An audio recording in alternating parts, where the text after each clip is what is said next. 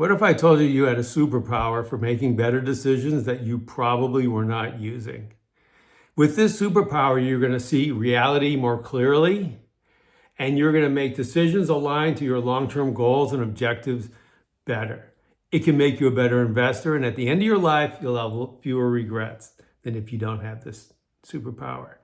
The problem is, we've all had a situation where we can see in a friend what the situation is that they seem blind to, and we see what they should do when they seem to be sabotaging themselves.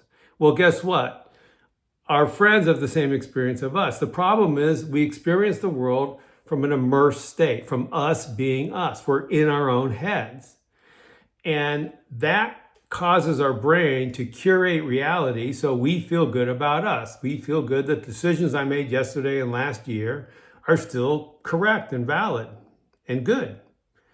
Some people are already tapping into this superpower. When Jeff Bezos went to start Amazon, he had to make a decision to leave his high-paying job, and he imagined what his 80-year-old self would want him to do, and then had that 80-year-old self coach his current self.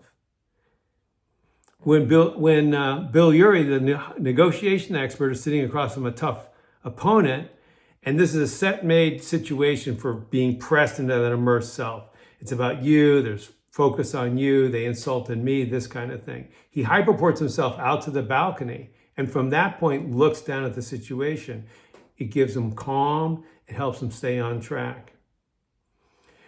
When Andy Grove and Gordon Moore had a problem at Intel in the early 80s, they started losing money because their legacy product, which was memory chips, was being commoditized.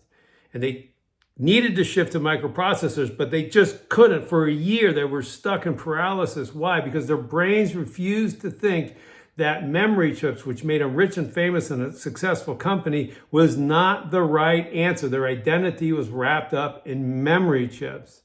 And one day, one of them asked the other and said, hey, what if we got fired and they brought in new people to run the company? Boom! Immediate response. They would shift to microprocessors. The filters fell off, they saw reality more clearly, and they knew what to do. This is the power of distancing.